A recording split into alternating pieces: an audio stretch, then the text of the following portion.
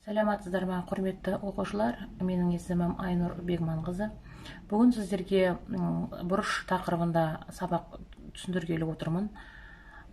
Бұл тақырып 5 сыныпқа арналған. Бүгінгі сабақта қойылып отырған мақсатымыз бұрыштардың түрлерін ажырату және бұрышты транспортир көмегімен салу. Біз алдыңғы тақырыптарда шеңбер, дөңгелек тақырыбын өткенбіз. Ол жерде сіздер шеңберді үлестерге бөлуге болатындығын көрген болатынсыздар.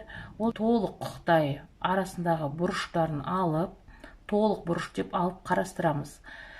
Бұрышты өлшеу үшін бізге транспортир құралы қажет. Балалар, олай болса, назар қойып тыңдайық. Толық бұрыш. Шеңбердің АВ диаметрі төбесі О нүктесі болатын АОВ жазыңқы бұрышының қабырғалары. Шеңбер диаметрінің үстіңгі жағында бір жазыңқы бұрыш болса, оның төменгі жағында екінші жазыңқы бұрыш бар. Олардың қабырғалары ОА және ОВ радиустары. Ол екі жазыңқы бұрышқа да ортақ. Сонда шеңбердің центрі болатын О нүктесі қоршаған бұрыш екі жазыңқы бұрыштан тұрады екен. Олай болса, ол бұрыштың градустық өлшемі екі жазыңқы бұрыштың градустық өлшемінің қосындысына тең. Яғни 180 градус қосу 180 градус болады 360 градус. Мұнда бұрышты толық бұрыш дейді. Сонымен мынандай тұжырымға келуге болады. Кез келген нүктенің толықтай бір айналымындағы бұрыштың градустық өлшемі 360 градус. Мысалы, сағаттың минуттық тілі толықтай бір айналым жасағанда, ол градустық өлшемі 360 градус болатын бұрыш жасайды. Градустық өлшемі берілген бұрышты салу. Тік бұрышты сызбаны қолданып бұрыш салу. Берілген бұрыштың градустық өлшемін транспортирді қолданып қалай табуды білеміз. Енді бұрыштың градустық өлшемі беріледі дейік. Транспортирді қолданып оны қалай салатынын қарастырайық. Мысалы, АВС бұрышының градустық өлшемі 60 градусқа тең дейік.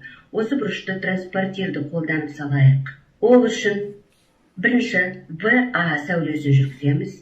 Екінші, транспортирдің центрін, штрихын ВА сәулесінің В нүктесімен дәл беттестіреміз. Үшінші, транспортирдің сызғышын ВА сәулесі транспортирінің шкаласындағы санақ нүктесі 0 градус арқылы өтетіндей етіп орналастырамыз. Төртінші, транспортирдің шкаласынан берілген бұрыштың градустық өлшем мәніне сәйкес келетін нүктені, біздің жағдайымызда 60 градусқа сәйкес келетін штрих белгілеп аламыз. Ол С нүктесі болады. Бесінші, сызғыштың көмегімен В және С нүктелерін қосып, ВС сәулесін жүргіземіз. Сонда АВС бұрышын саламыз. Салуымыз бойынша АВС бұрышының градустық өлшемі 60 градус болады. Жазылуы бұрыш АВС тең 60 градус. Тік бұрышты сызбаны қолданып бұрыш салуды қарастырайық. Тік бұрышты сызбаны қолданып МОН тік бұрышын салайық. Ол үшін бірінші қалауымызша бір ОМ сәулесін жүргіземіз. Екінші, тік бұрышты сызбаның тік бұрышты төбесі О нүктесіне дәл келетіндей, ал бір қабырғасы ОМ сәулесінің бойымен бағытталғандай етіп орналастырамыз. Үшінші, тік бұрышты сызбаның екінші қабырғасының бойымен ОН сәулесін жүргіземіз. Нәтижесінде МОН тік бұрышын саламыз. Транспортир. Жазыңқы бұрыштың градустық өлшемі 180 градусқа тең. Тік бұрыш жазыңқы бұрыштың жарысы болғандықтан, оның градустық өлшемі 90 градусқа тең болады. Сүйір бұрыш тік бұрыштан кіші болғандықтан, оның градустық өлшемі 90 градустан кем болады. Ал доғал бұрыш тік бұрыштан үлкен болғандықтан, оның градустық өлшемі 90 градустан артық болады. Доғаларда градуспен өлшенеді. Тік бұрышқа 90 градустық доға сәйкес келеді. Жазыңқы бұрышқа 180 градустық доға сәйкес келеді.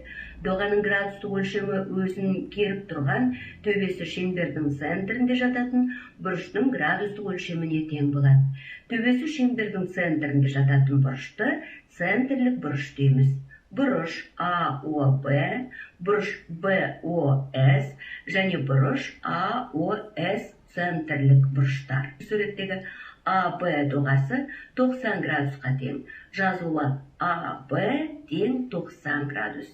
Бұрыштардың градустық өлшемін табу үшін транспортир деп аталатын құрал қолданылады. Транспортир сызғыштан және жарты шеңберден тұрады. Жарты шеңбердің центрі сызғышта нүктемен белгіленген.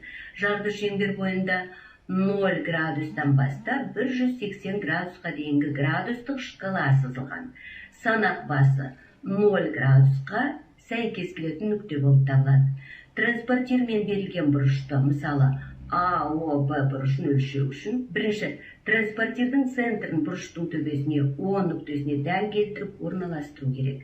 Екінші, транспортирдің сызғышын жарты шеңбердің радиусын өлшенетін бұрыштың бір қабырғасының бойымен беттестіру керек. Демек, бұрыштың бір қабырғасы АО транспортир шкаласының 0 градустық нүктесі санақ басы арқылы өтеді.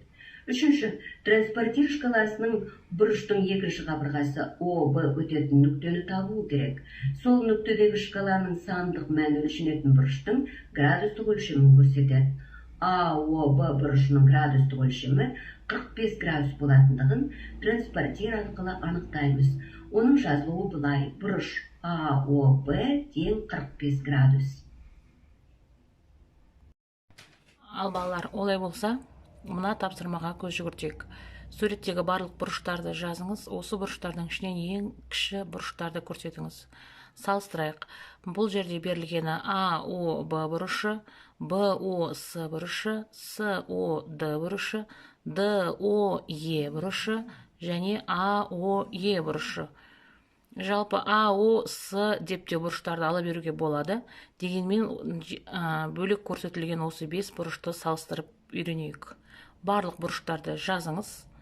Осы дескриптор бойынша соның ішінен ең кішісін ғана көрсетіңіз. Мынау екінші тапсырма бойынша суретте бейнеленген барлық бұрыштардың градустық шамаларын жазыңыз. Бұрыштарды БАД бұрышының градустық өлшемі 28 градус. Белгіленуі бойынша барлық бұрыштарды жазып шығыңыз. Және соңғы тапсырма. Суреттегі сүйір бұрыштарды, тік бұрыштарды, доғал бұрышты, жазыңқы бұрышты көрсетіңіз.